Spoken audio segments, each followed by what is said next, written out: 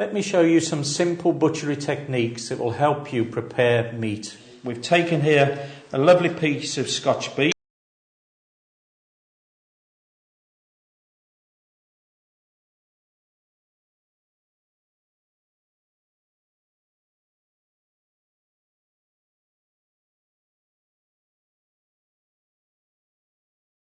To the knife under that little bit of connective tissue, and then just gently cut underneath to remove that. We're taking simple strokes, and it takes off without cutting deep into any of the underlying muscle. So we just go along, making sure we remove any excess silver gristle. And when we're happy with that, we check the other side. That is a little bit of natural fat. You may want to take all that off. Rather than using white butcher's twine, as you would see normally, an alternative for us is to use elasticated roasting bands. Now, these are purposely made for the butcher, suitable for gas, electric ovens, even using on the barbecue.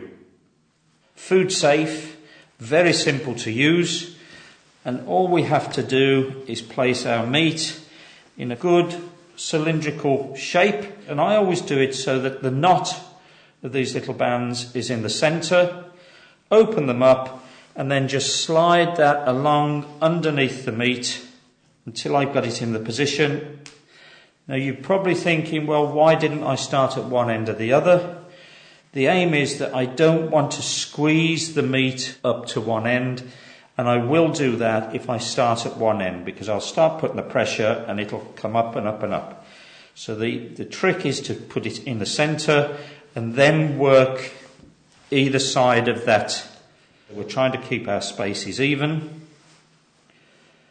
Now the nice thing about this compared to butcher's twine is if I don't get this even, it's just a matter of lifting that string and moving it into position. Whereas if it was with a butcher's string tied up tight, I'd have to cut that string and retie. Now there's no special number of strings or bands you need to put on this. It's down to the individual and whatever the end use of this joint is going to be. If I've got a stuffing or a filling in the centre of this joint, the band is tight enough to hold that into shape, whereas we can tie too tight with normal string, and that does squeeze some of that stuffing or filling out. So this is our finished roast with the elasticated roasting bands.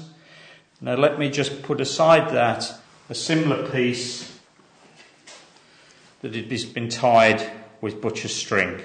Both doing the same job, but one very simple and one that is easy but just has a little bit of skill to master the knotting.